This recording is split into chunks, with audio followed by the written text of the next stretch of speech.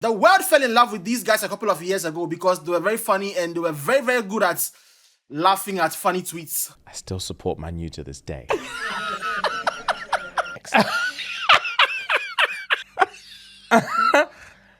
Millions of views everywhere. They had girls from all over the world talking like they lived in London. They became so big, they sold out the O2 Arena. Did you hear that? A podcast sold out the O2 Arena. And then they went for an American tour, selling out all over the country. And it was very clear that their audience, a big part of their audience, was black women. But now it looks like that is about to change, and it all began because of this clip. In Atlanta, I've seen the least baddies so far. Oh, Yeah. thank God we ain't from here. I'm a Texas girl. You ain't offending me none. You see, they ain't think you see. We've still got a couple days. Maybe we'll find out. But yeah. I've seen like 2 or 3. And the very moment this clip hit Twitter, it was done. Because Atlanta might be the blackest city in America, according to what I've heard. I've never been. Atlanta is chocolate city. So if you say you don't see any bodies, then you are saying that you're saying a lot. It doesn't mean that women are not beautiful, just, you know. But then he went on to say, They're all beautiful if you have... I'm not saying everyone's beautiful. I just told you Atlanta's... I cannot believe these guys are getting cancelled. They dropped a video on TikTok and the comment section is everybody saying, won't you apologize, won't you address it? On their Reddit, it's bad. And it got much worse when this clip came up again. What is the black girlfriend effect? This is you man don't know You about just this. glow up the other culture. Yeah, so you'll see a guy who's had a black girlfriend, all of a sudden he's got buzz cut, like clean shape up. They shave their hair because they start losing it. Because they're so stressed being around this black girl complaining about shit all the fucking time. That's why they gotta shave their hair. Nah, bro, white guys with black girlfriends, They grow step, a beard they step because their dick there's up. more cushion when they get slapped the fuck out of. And so people just made the leap and said something that they have been wanting to say for a long time. ShxtsnGigs don't like black women. Now, this one is a little bit dicey because ShxtsnGigs are being killed for laughing at what Andrew Schulz said. The thing is, anybody who's familiar with Andrew Schulz's comedy, that's not a shocking thing for him to say. He built his career off saying offensive jokes, and people like him because he comes for everybody, all the communities. So people who watch Andrew Schulz are not very surprised by what he said because he says that kind of thing about everybody. I mean, this guy went to Dubai and joked about Lebanese being gay. So much change since I even came back. You got gay people now? I'll be honest, I don't know if they were gay. They might have been Lebanese. I think that... Listen. Yo, why do Lebanese sound so... In a Muslim country, you are asking for danger. But Schulz is the kind of person who gets invited to do that. But the problem for James and Fuhad is they have this image of being like the black woman's safe space. They are the podcast that the women listen to because they don't say a lot of the stuff that other podcasts say. You know, the stupid stuff, the women are this, women are that, all that shit everybody wants to say to get views. Almost every podcast you see with 2 men is some red pill trash. But these guys were different. Their brand was their feel-good podcast and they had this bromance thing going on. So they were held to very, very, very high standards. Like, some women got angry because the James guy, I don't know the difference, which one of them, the light-skinned guy, the vanilla guy. He said he used to cheat and a lot of girls were like, I can't believe he's oh my God. And so now the American fan base is turning on them because, you know, the rest of the world it's not really into the race thing like that. You know, it's this whole thing is looking like a perfect Tyler Perry movie. Podcast in the black, starring the whole black community.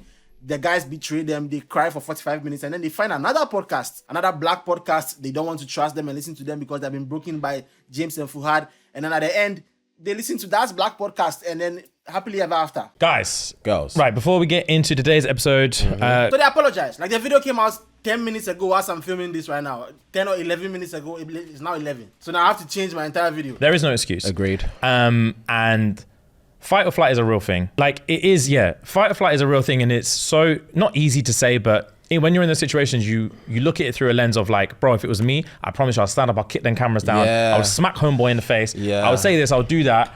But when you're in there, you're in shock. You're in shock, and all you want to do is move on. Yeah, bro, move on is the fucking word, bro. All you want to do is fucking move on. Just move on to the next thing. Just move on to the next thing. There's and so like many we had to times. say a few times, bro, just move on. Just move Literally, on. So many different topics. We were like, move on. And Yeah. it's not even like about pity laughs or anything, but we just wanted to get out of that situation. Literally get out of that situation, keep the ball rolling. This makes a lot of sense to me. So remember I mentioned Andrew Schulz's comedy. His comedy tends to be very dark. But with the podcast lately, people have been pointing out this issue with Andrew. Like, he tends to drag issues a lot. And it makes things awkward for the guests, especially for guys like this. I think if it was another comedian who went on the podcast, this wouldn't be anything because that's what they do. But on that episode, it looked like the only person who understood the vibe of ShxtsnGigs was Akash. The Indian guy. Why did I have to say the Indian guy? He was asking them about their old episodes, telling them to retell some of their viral stories. The clip that made me a fan was the story of you cheating on your girl in college and then him storming out of the club. As if he was my girl. Oh, you gotta hear it. Have you not heard this story? I forgot about that. It's so good. So the podcast should have just been A bros chat, but it ended up being something that's ended not up meant to being be. something that's like really, really hurt people that look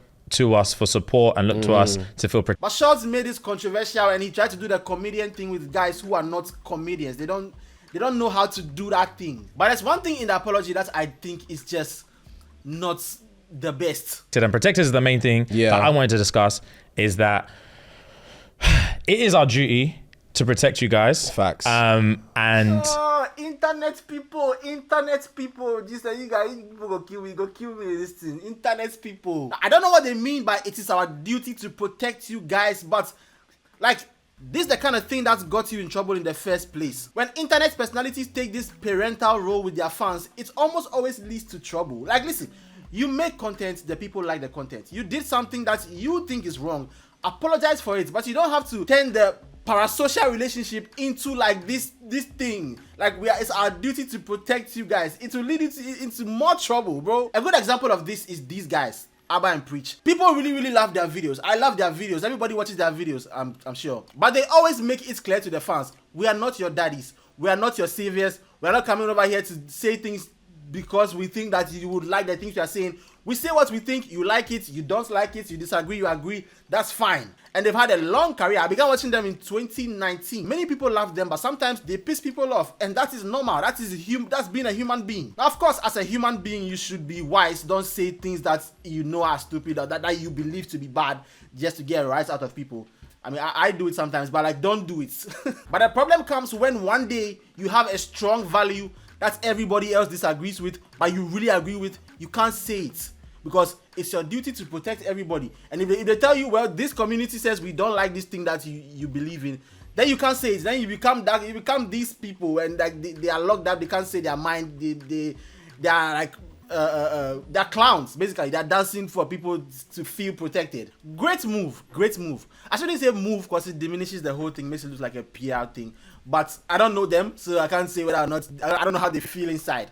It was so crazy that like the narrative that's been spun about how we feel about our community, the irony of the fact that whilst the whole reason we're in that country was to just show how much we love our community and show how much we love our supporters and how much time we spent at the shows. And I'll be honest, to me, the whole thing looked like an overreaction because I know Andrew Schulz comedy and they didn't say it, they just laughed at it. But then I spoke to my backup singer, as some of you call her, and she made me understand the reaction of the black women community because like a lot of the times on the internet, the discourse, usually when they are talking about black women, the discourse is always negative. Whenever other races say they prefer black women, it's like a fetish thing. And whenever the black men sit on the podcast and talk about black women, it's always in the negative lights. They always say they prefer other races and stuff like that. And so like, it makes sense why the black women in America would be on edge like this and would react like this because they finally had one. James and Fuhad don't know they're ugly, and that's part of the reason why we are where we are with ShxtsnGigs today.